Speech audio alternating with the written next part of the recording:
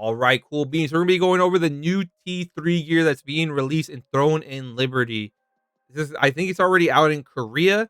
So if you're wondering, if you're watching this before the 4th, because I think the 4th of December is when we're gonna get the patch for global. So if you're wondering how I'm able to see this gear, all you have to do is make sure you have an NC Soft account, like a character on Questlog. Make sure it's on NC Soft. So if I go over here to my AGS character, this is like global. If I go here, I can't see the new gear yet. But if I go over here to the NC Soft version, I can see you can see that I can see the new gear, astronomers, crimson flag, like soaring star necklace. Like, but before we get started, please hit the like, subscribe button. Really goes a long way. Greatly do appreciate it. Also, if you can follow me on Twitch where I've been streaming live, or you can just watch me on YouTube live as well. Comment down below what you guys think of this, as well as what you guys are going to be theory crafting, because we're going to be going over. I think I just finished recording this, and this is over an hour, so I'll probably cut it down to like 30-40 minutes for you guys. But I am very excited. The only thing is, don't get your hopes up, because we don't really know how the gear is going to be for us in global. They might change a drop rate or two, like something might be easily acquirable in Korea, and then in global it becomes impossible because they put it in Nebula. So we don't know yet. So don't like count your chickens before they hatch, they said. But let's just get into it, I guess. So all these weapons, I think there's only like two, or there's only one weapon per class, right? Yeah, it looks like it. All right, so the first one we're gonna be going over is Abyssal Guardian Sentry Sword. That is a lot of damage reduction. I'm not gonna lie. Most sword and boards actually go to like 50 at the highest, right? Yeah, like I think it's Azrael's sword that has the most damage reduction. How much does the heroic have? Heroic has 79. This is almost competing with the heroic. Shield block chance is really good. Range is pretty decent. Attack speed is actually slower on this one. So the passive: boost shield strike, piercing strike, and annihilating slash damage by 25%. Shield strike grants collision enchant upon landing a heavy attack. Attacks up to 5 times at 5 stacks. This effect is consumed, and a strategic rush hits within 10 seconds. Has a 100% chance to apply collision push. Collision enchant stacks only once per skill. I kind of saw that they're kind of rewarding these to enchants instead of a prone. So they're kind of going with enchant. This could be like a translation error though, so we don't know yet.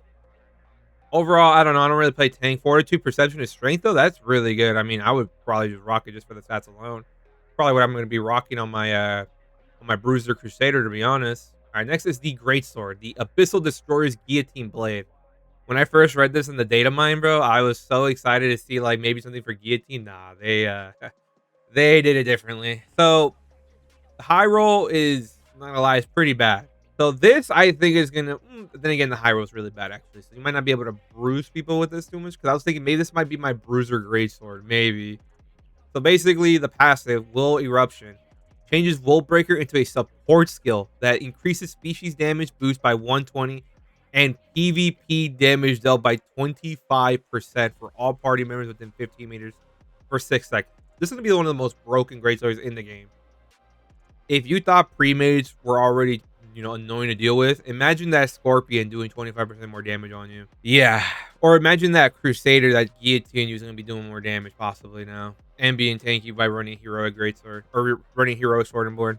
I mean, the downside of this Greatsword is that the high roll is very, very low. I mean, 385. Even like Lucian is like 40 higher. The low roll, yeah, dude, you're low rolling on this Greatsword. You're not high rolling as often. Yeah, okay, never mind, dude. You're going to get chunked, bro. You're going to get chunked by Crusaders now. There it is. I mean, the quote-unquote downside of this Greatsword that I see right away, it's one of the slowest attack Greatswords in the game. 0.77 seconds attack speed. That's really slow. That's like tied with the heroic greatsword, and I think the Junoboat is the slowest one. Yeah, for whatever reason. The higher the attack speed on the stat sheet, the worse it is, which makes no sense. But overall, I mean, you can't even put attack speed on the trait itself. It doesn't even come with attack speed. It doesn't even come with hit. So I don't know. This is gonna be a really, really oppressive greatsword. I'm just gonna call it right now, and this might be tied to being very rare, or it might be easy. If it's very rare, it's going to be super annoying. Next is the daggers. The Abyssal Watcher's Umbral Daggers. High roll, low roll is actually pretty cool. The offhand is very low, actually. 20%, that's pretty low. Attack speed is pretty solid. I mean, compared to the Tevin Daggers, I mean, we're going to be... All right, so compared to Tevin Daggers just typically does more damage. So Tevin Daggers actually is slower, but Tevin Daggers has more, offhand chance, which is really nice. So let's look at the stats. So on the Abyssal, we get Dex, Wisdom, Strength, as well as Crit. Okay, we don't get Perception, which is kind of bad, but maybe we can make up for it with the new other gear. So when using Poison Dagger or Dagger Throw, using Poison Dagger or Dagger Throw, change Poison Dagger, yeah, and Dagger Throw, yeah. Okay, so it's this one, right? Because this is knife throwing, but maybe it's different for Korea. We'll see. So when using Poison Dagger or Dagger Throw, fires a Hemotoxic Dagger. On hit, targets take 100 damage, as well as 8% of their max health per stack as damage.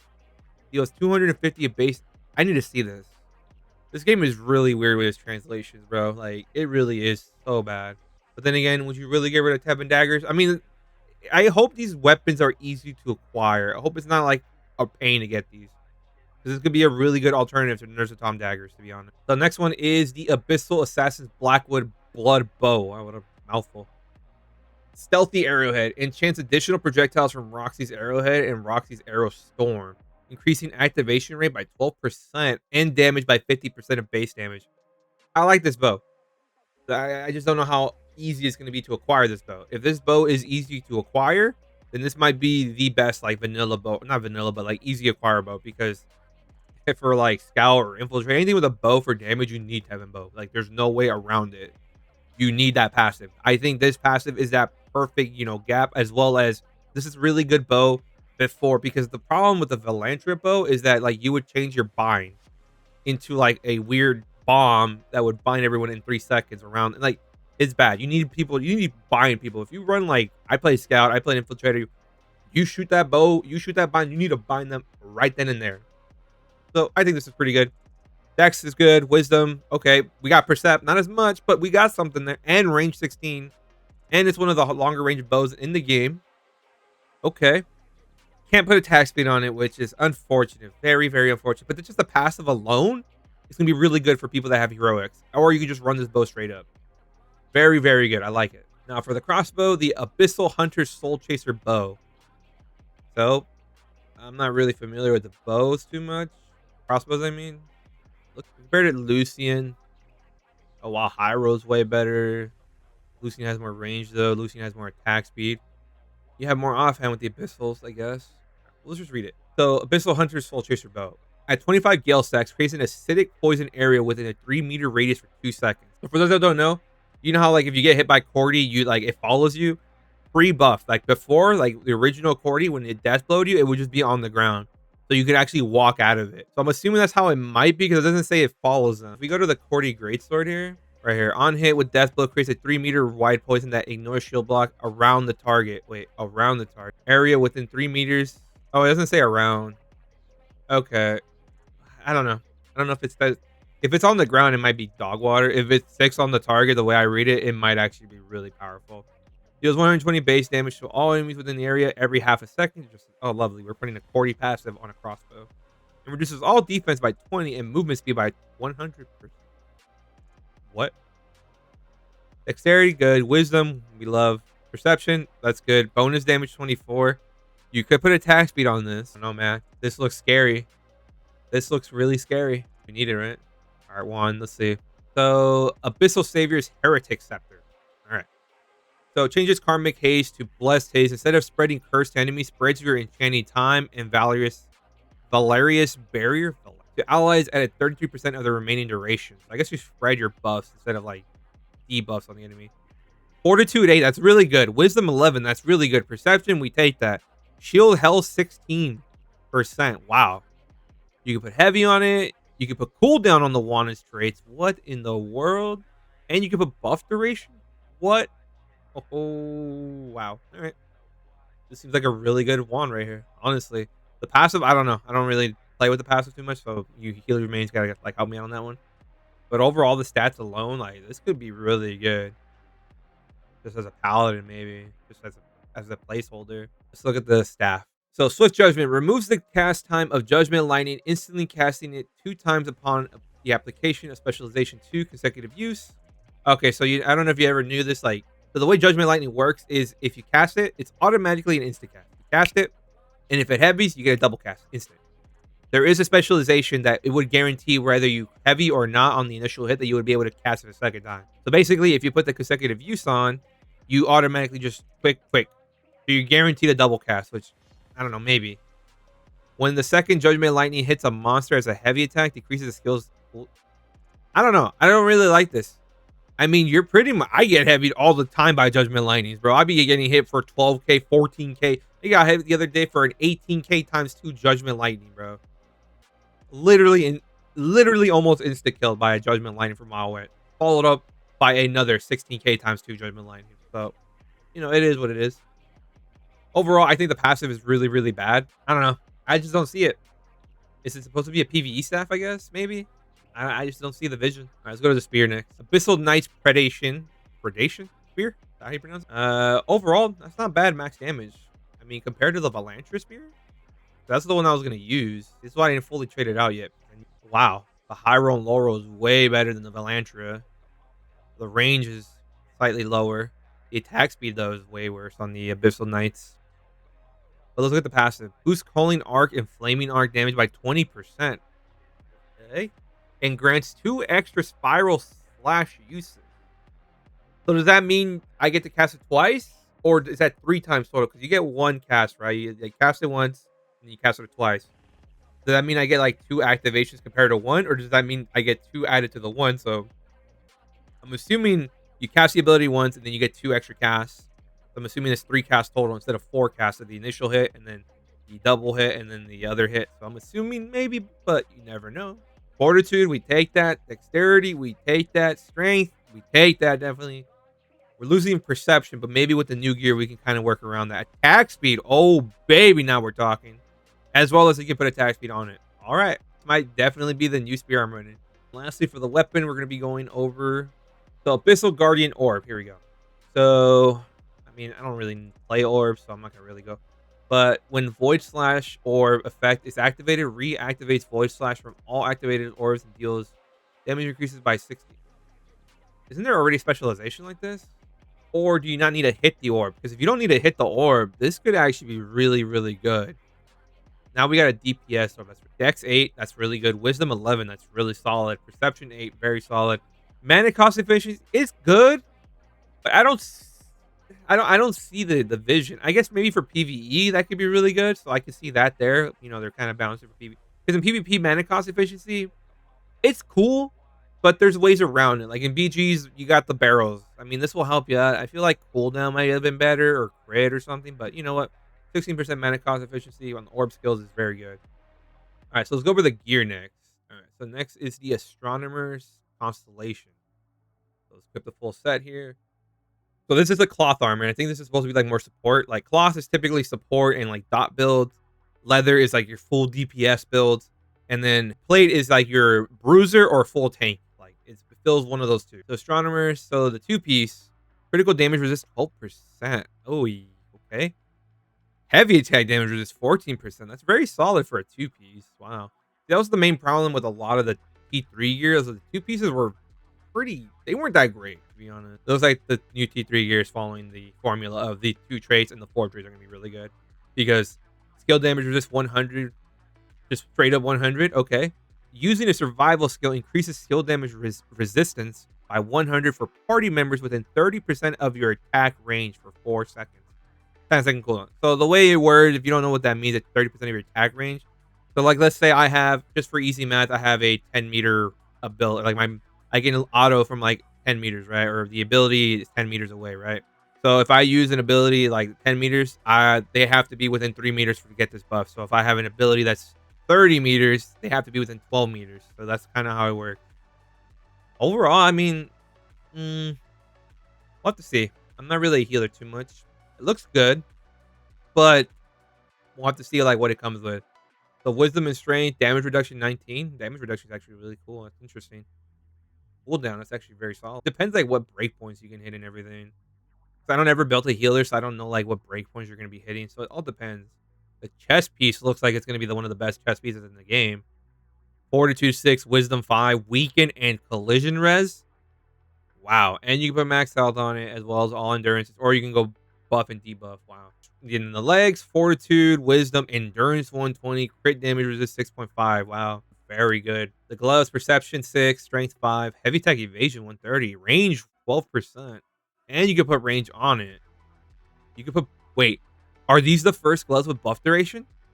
These might be the first gloves with buff duration, if I'm not mistaken. Dude, there are no gloves with buff duration in the game, right? Blood, you can't put buff duration on blood, right? Range, max, hit. Yeah, these might be the first gloves in the game with the trait buff duration. The next are the boots. So we got Fortitude 5 and Dex 6. Kind of weird that they put Dex on this, but it's kind of like the formula they've been following. Movement speed is actually really nice now that you can kite melee very well. Movement speed is actually, I would say, it's very like underrated right now. It's heavy type damage resist. That's really nice too. You can put max stamina as well as both of your endurances, or you can go movement speed. Overall, pretty solid boots. Nothing to like write home about. Overall, these gloves being able to put buff duration, that's huge, bro. That's huge. You guys do not understand. Now they have buff duration on the chest, on the legs. Now they got gloves. This is how you slowly power creep up, and this is how you keep it away from the people that just casually. All right, next is the Crimson. So this is gonna be plate, right? Yes, plate armor. So the helmet, wisdom and fortitude, max health and cooldown speed. Well, let's go over the step bonus actually. All right, so for the 2-piece, we got damage reduction 16, max health 1600. And for the 4-piece, shield block chance 12%, just straight up more block chance. Okay, love to see it, bro. Using a skill increases shield block chance by 3% for 5 seconds. Stacks 1 per skill type, up to 5 times. Cooldown per skill type 10 seconds. So what they mean by skill type is that every ability in Throne of Liberty is considered a different type of ability. Like Valiant Brawl right here, skill type, this is an attack, right? Precision Dash is considered a mobility skill. Stunning Blow is considered a control skill. That slows attack. This Da Vinci's is considered a survival. Attack, tactics. So Blood Devo is tactics. Control, tactics, I think that might be it. Okay, so yeah, it looks like that's it. So if I use Valiant Brawl and I use Death Blow, I only get 1 stack, right? Because it's 10-second cooldown. But if I use Valiant Brawl, let's say into Precision Dash, that's 2 stacks, and then Stunning Blow, that's 3 stacks, and then if I use Da Vinci's, that's 4 stacks right there alone. And then if I use Blood Devo, it doesn't have to be in this order, then I get all 5 stacks. This looks already better than the Steel Juggernauts. No, actually, Steel Juggernaut comes with collision res. So collision res is more important. You can't even put max health on that. You just go range and melee endurance with the cooldown, to be honest. All right, chest piece. So for the chest piece, we got fortitude and strength, damage reduction, 100 collision res. Interesting. Compared again, what's to Steel Juggernaut? So we keep the same. I think 21 damage reduction is infinitely better than max health. However, 104 heavy tech evasion is nothing to scoff at. Overall, I think it's very solid. Very good. All right, for the legs, fortitude, strength, damage reduction, and melee endurance. Yeah, these are going to be my new pair of legs. I was going to run like four Fallen Dynasty. Forgot the name of it. And then I was going to run Steel Juggernaut legs. But with this one, I get melee endurance, which is infinitely better in BGs, in my opinion, right now. Overall, pretty good. Like, honestly, these are very, very good. The only thing is you do sacrifice perception for strength, but we could probably, tweak a few things around that. So for the hands, we get perception, strength, okay, range, okay, collision chance, okay, no hit chance, unfortunately, and you cannot put hit chance on these. Ooh, that's actually kind of rough. Maybe we'll see. And for the feeties, let's see. We got fortitude, nice. Dex. I don't know why they always put Dex on the feet, but whatever. And then movement speed, that's actually pretty good now that you can get kited. I think movement speed is keen right now. And critical damage resistance. All right. Interesting set. I'm not going to lie. It's interesting. It doesn't stand out right away to me, but maybe we'll keep an eye on it. I mean, the thing is, like, you always have, like, one solo piece kind of lying around. So that's what we're kind of looking for. It's something like the set might not be looking too good, but a solo piece might be really good for your build. You get me? Like, maybe you need a little bit more perception with this, there's a lot of things that, solo pieces can do for your build. So next is the Noble Wanderer. So this is leather armor. For the 2-piece, attack range 8%, attack speed 8%. Oh, wow. This is really good for range. This is really good for Liberators. This is good for, like, Infiltrator. Really good for Scout, really. 4-piece, skill damage boost 80. What? Additional skill damage boost +4 per 1 meter away from the target. Skill damage boost increases by up to 120. Okay, so now my question is, we already have the base 80, right? So does that mean I only go up to 120 at 10 meters? Or does the bonus go up to 120 at 30 meters? Because 30 meters is the max range of the game. No ability can go higher than 30 meters or should not be allowed to go higher than 30 meters. Can you build a 200 total or is it 120 total at the highest? We have to test that because it's just skill damage boost increases by up to 120. 120 plus base, 129 including base. We'll see. But overall, really, really good. All right, let's go over the traits though. Wisdom, perception, mana cost efficiency. You know, I don't mind some mana cost efficiency. Critical damage, 5.2%. Ooh, okay.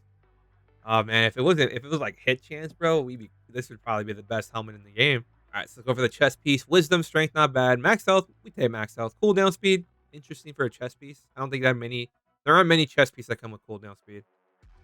I think that really writes home about this, to be honest. The number one is pants. Let's see, dexterity, perception, crit, attack speed. Oh, we finally got this is the second pair of legs in the game that can finally give you attack speed. The only other pair of legs in the game is the Forgotten Lotus legs. The Forgotten Lotus legs were the only other pair of legs in the game that gave attack speed. So compared to that, we get slightly more attack speed. We get perception, which is very nice. We do lose that hit. Now, that could actually kind of matter a bit, but we do get some crit though. We lose the 600 health, which honestly doesn't even care. We do, but the problem with these pair of legs though, which is unfortunate, you can't put max health on them. So you're actually losing like over like 1200 health from going these legs, which can actually matter a lot when you have percentage like greatsword and dagger. If you're running plate armor, you're gonna probably lose like 1500 health to be honest. But overall, I mean, these look pretty solid. What would I put on them? Well, I'd probably put magic and ranged evasion, and I put debuff duration on, or actually I go buff duration and like my cloak lasts longer as a Ravager main personally. Hey, I like it. I like where we're going. Heck yeah, man. Like to see. All right, Noble Wanderers, dueling gloves. All right, or just the gloves, I guess. Dexterity 5, Wisdom 6, heavy attack chance 120, and range 11. You could put attack speed on these. See, that's the only issue. This might be better for like a Spellblade or something where they don't really care too much about attack speed. Because when I was playing Scout, bro, you need your burst to go out quick. You want that thing to, by the time the opponent reacts, you're already blocking with your whole kit. You get me? The less time your opponent has to react, the more the likelihood you're going to burst at somebody. Because if you just eat the strafing, you're dead. If you eat the whole strafing combo into Zephyr's Knock, you're dead. But if you get hit by the first hit and then you block and the attack speed was just slightly slower than your reaction, then you could probably block the rest of the hits. You get me? Sometimes you just need to pump out that damage. Because the faster you get your damage out, the faster it goes on cooldown, and the faster it goes on cooldown, the better. We'll see. I mean, not losing like 8% attack speed, it's not the end of the world, but something there. They do give you range and heavy attack, so we'll keep an eye on these. So for the feedies, we got Dexterity 6, Wisdom, Movement Speed, very nice. Mana Cost Efficiency. Might be the first pair of boots with Mana Cost Efficiency. I mean, it doesn't really matter too much, but it's pretty solid. Overall, I don't think these boots are that great, to be honest. They're just kind of there. But the 4-piece, though, this is going to be a really good. This might be my next build I'm going to be running on my Scout or Infiltrator even. But we'll keep an eye on this one. It is leather armor, though, so you can't put melee evasion and you cannot put melee endurance. Right, next is... I think we're in the last one, right? Yeah, one more. There's always like 2 leather sets, right? All right, so we got Secret Orders. So right here, 2-piece. Critical damage, 12%. Heavy attack damage, 14%.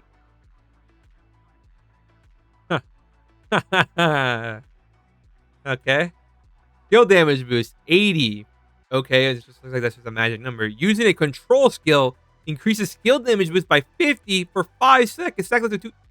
Bro, you can get 100. I'm assuming the other one goes up to 120 max then. You can go up to basically 180 skill damage boost on this, which is insane, bro. This is actually really, really good. You guys do not know how really good this sounds right now. Especially when people use that Grease Seeker's Lunar Stone that gives them like 210 skill damage res when they're like, triple CC, which is very easy. If you Shadow Strike at any slash somebody, you proc all 3 you proc all 3 negative effects and they're at full stacks already. Okay. Helmet, Wisdom, Perception, Hit Chance, Heavy Attack Chance.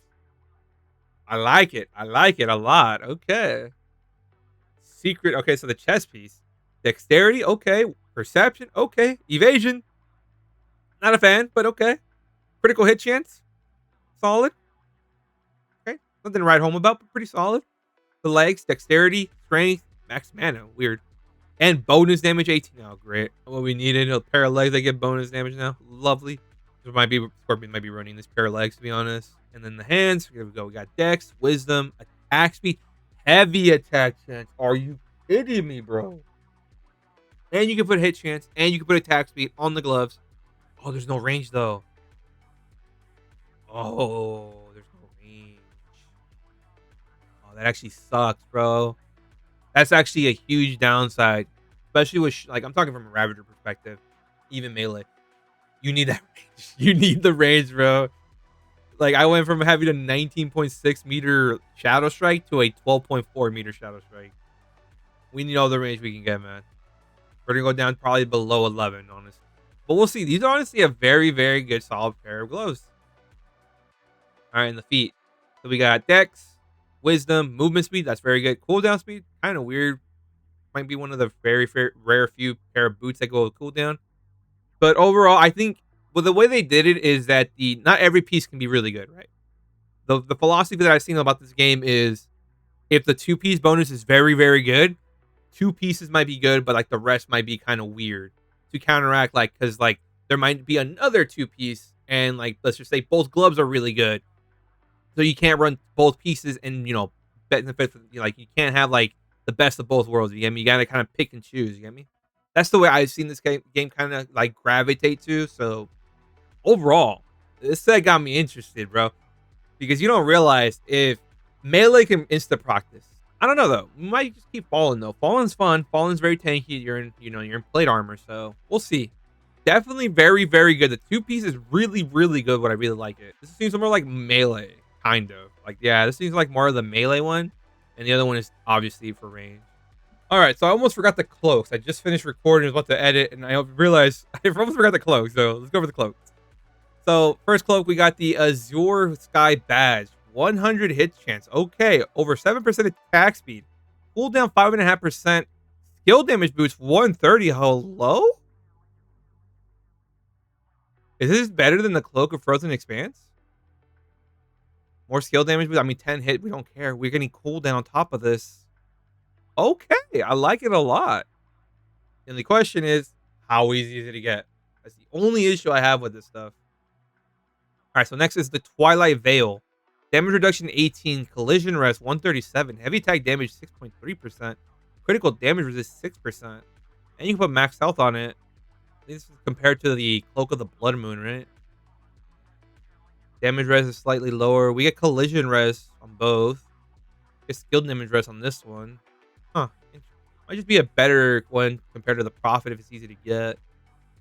Yeah, the Prophet just looks weird. But you get endurance. We'll see. So I hope this Azure Sky Badge is actually easy to get. That way, people that are starting the game, they can just run this one for a bit. But who knows? This could probably be impossible Arc Boss drop. Who knows? This might be the new T3 Arc Boss cloak. We don't know. Maybe we do on Korea.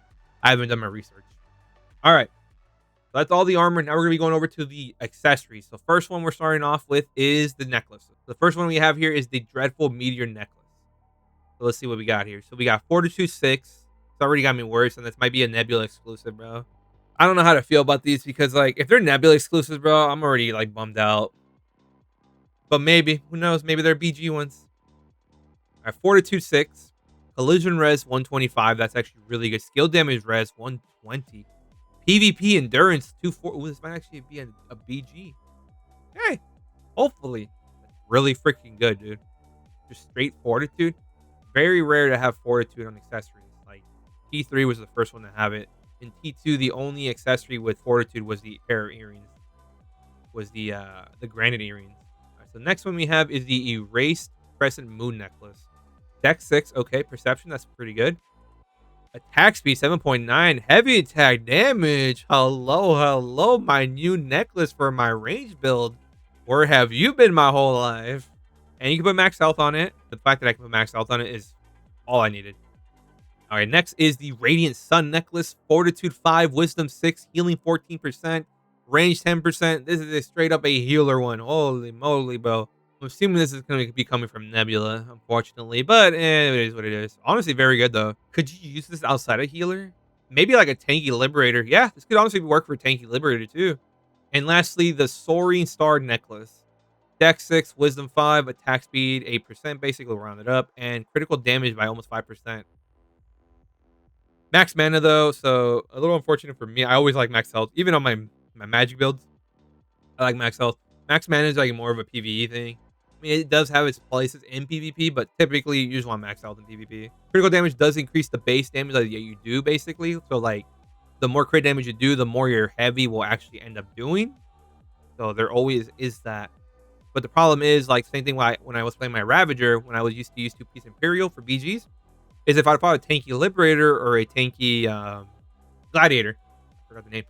If I was fighting like one of those tanky boys, like, it was very hard for me to kill him. I drop him half health, and that was it. Like with the Fallen Dynasty, it doesn't matter if I don't crit. I'm gonna heavy them regardless. Like, they don't have enough heavy attack evasion. They have just enough endurance where I don't crit them. But I was doing very good damage. I got a Gladiator to like 25%, 10%. All I do is cloak, wait for my resets, and then go in for the kill, and there you go. So that's what I really like about heavy attack damage. But crit will also benefit the heavy attack if you crit. But overall, pretty good. I like it. So now we're going to be over the bracelet. So the first bracelet is Altar of Scales bracelet. Perception 6, melee evasion 240. Love to see it. Ranged evasion 240. Okay, I actually like that a lot. PvP heavy attack chance 240. Hello, my new bracelet. Hey. I don't like that it's melee evasion. I don't like that. I think they should have just given it like strength or something. That would have been awesome. This does have a huge resemblance to the bracelets of the Primal King. If you guys remember that bracelet. Oh my god, you can put bind resist. Yes, you can. All right. And this might be the only one you can put bind resist. I'm calling it right now. All right, next is Altar Seeds bracelet. Fortitude 6. Oh my goodness. Max health 750. I don't know. I never really understood the point of putting max health over an attribute. Because getting like 6 strength is just infinitely better than 750 health, in my personal opinion. More high roll, more low roll, more defense, more breaking break points, and all that. Endurance 140 is actually really good. Collision chance on a bracelet. Okay. That's actually interesting. Because in this game, the bracelet and the belt are typically defensive. They don't really go like chance. They go like resistances, which is interesting. Next is Altar of the Abyss bracelet. Wisdom 6, Perception 5, cooldown speed 5%, skill healing over time 14%. Okay, wow, interesting. And you can put max health on it. Can you put max health on the altar? You can. Heck yeah, boy. They're all altars, I guess. All right, and next, Altar of Wings bracelet. Dexterity 5, Wisdom 6, cooldown speed 7%, mana cost efficiency 10%. Okay, kind of interesting. All right, let's go over the rings now. So for the rings, first one is the Contemplator's Sealed Ring. Perception 6, very solid. Range heavy attack chance 100. Oh, okay. This is what the BG ring from PvP should have been, bro. That BG ring for range was actually pretty bad, dude. I'm not gonna lie. Attack speed 7.9. Cooldown. I'm not really a fan of cooldown, to be honest. I'm not really a fan of cooldown. I'm just gonna say it. It's cool, but I'd rather have like bonus damage or like crit damage or crit, and I don't know. That's personally my opinion. We have here Demon's Temptation Ring, Dex 5, Wisdom 6, cooldown 6%, critical damage 4.8%. This might be more of a PvE ring, to be honest, or maybe like other builds can use this. Maybe like Magic, you're not too reliant on attack speed. So yeah, I keep thinking from a Ravager perspective. Like melee, I don't see this. You need attack speed on melee because all your abilities lock you in place for the most part. Next, Echoes of Ruin Ring. Strength 6, melee heavy attack chance 100. Okay. Attack speed almost 8%, cooldown speed 6%. Not a fan of its cooldown speed. I got rid of Brute Slayer for my Ravager, and honestly, 2-piece Brute Slayer, which was 7%, which is more than this, and I didn't even notice it. So I don't know. I'm not really a fan of that. Losing attributes for cooldown speed, I'd rather just have the Wisdom. Like 6 Wisdom would be 1.5% like cooldown speed. And I'd have more high roll, and I had more mana, and I had more mana regen. Like, you see what I mean? Like, I don't know. Personally, my opinion, I just don't like when they like every piece of jewelry typically has like 2 attributes and then 2 really good like alternates, like attack speed or crit. So I don't really like the fact that they're kind of changing an attribute for that, in my personal opinion. All right, next we got Hidden Sex Ring of Secrecy. Wisdom 6. Okay, damage reduction 15. That's actually really nice. Heavy attack evasion 120. Endurance 120. This is a very, very good ring. Yeah, honestly, I like it. I like it on this ring a lot. I know it sounds counterintuitive or counter. It sounds like I'm counter arguing myself there, but like it just makes sense when it comes to defenses. And so next we got Ring of Divine Formation, Fortitude 6. Okay, Strength 5, Heavy Attack Evasion 100, 280 PvP Endurance. Are you mad? Wow, that's really freaking good, dude. Ring of Engraved Roars, Dexterity 6, Strength 5, Melee Hit Chance 100, Heavy Attack Damage 7%. Okay, I like this ring a lot. Kind of says that we lose Perception, but maybe we'll make up for it. Melee hit 100, that's pretty solid. We're losing attack speed though, so. All right, my bad. I had to step away for a little bit, but let's go over to the next ring. Almost missed two more. So second to last right here, we have the Ring of Murderous Salvation. Dex 6, Strength 5, cooldown 6%, heavy attack damage 6%. They're really going with the cooldown. I don't know, man. Like it just ruins the ring for me. Really, like you put max health on it? Yeah, you can put max health on it. And lastly, we have the Soaring Emblem Ring. Dexterity 6, Perception 5, critical hit chance 100, critical damage 5.6. So it comes with max mana though, mana regen. Overall though, pretty good. I like it. The only problem is it's how you're gonna get the jewelry. Like I'm assuming that some of this is gonna be very hard to come by. Let's go over the earrings. What in the world? Wisdom 6, Perception 5, Magic Heavy Attack Chance 140. Are we going to that route now? It's no longer just evasion or endurance now. We're gonna get straight up stats now. Okay, I like it. And you can put hit, you can put front and side hit. That's good. Weird looking earrings. Holy Title earrings. Wisdom 6, Heavy Attack Evasion 100. Very good. Cooldown speed 7%. That's very good for like support builds. Side endurance 158. That's pretty good. I don't know how good important side endurance is like in GVG. Maybe it's really good. Maybe I'm sleeping on it.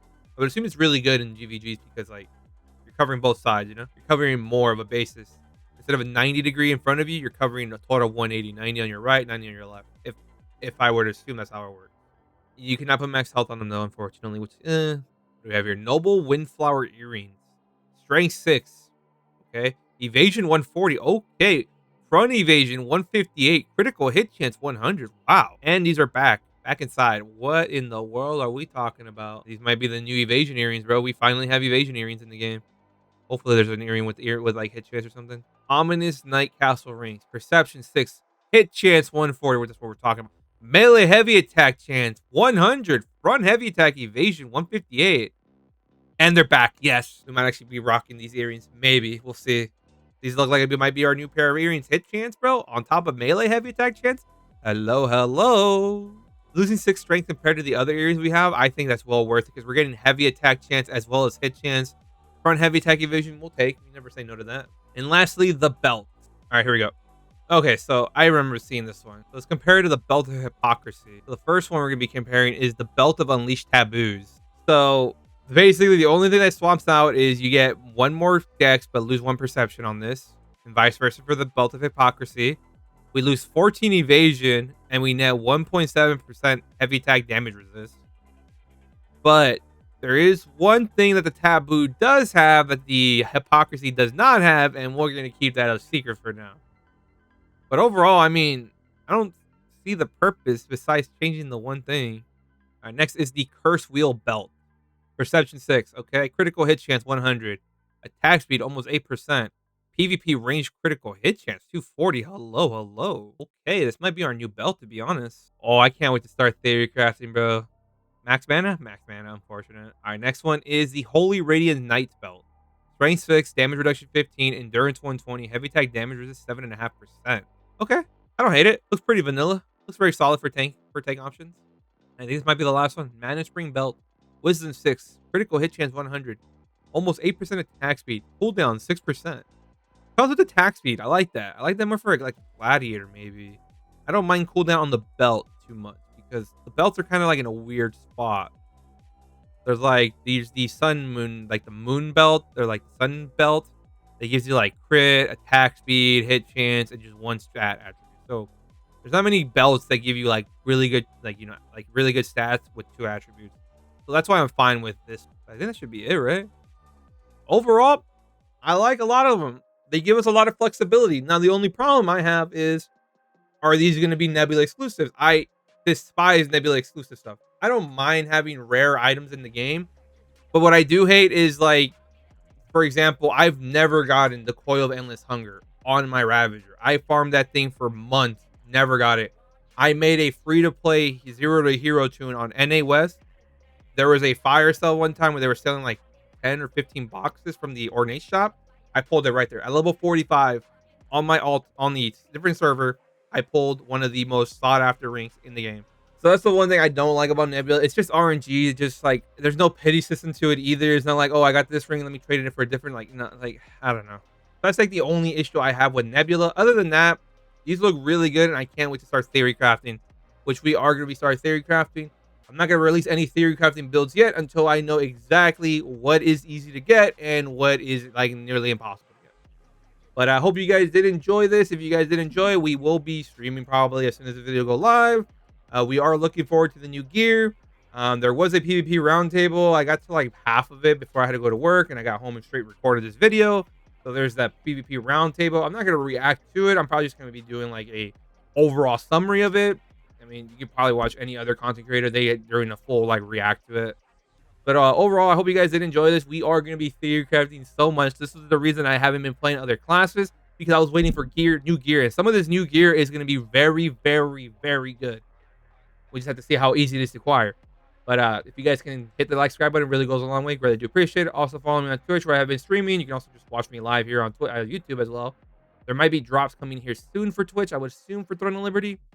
Maybe. But and that should be pretty much it. Comment down below what you guys think of builds, what you guys thought of the video. But most importantly, cool beans, stay zerging, take care, and in Kevin we trust.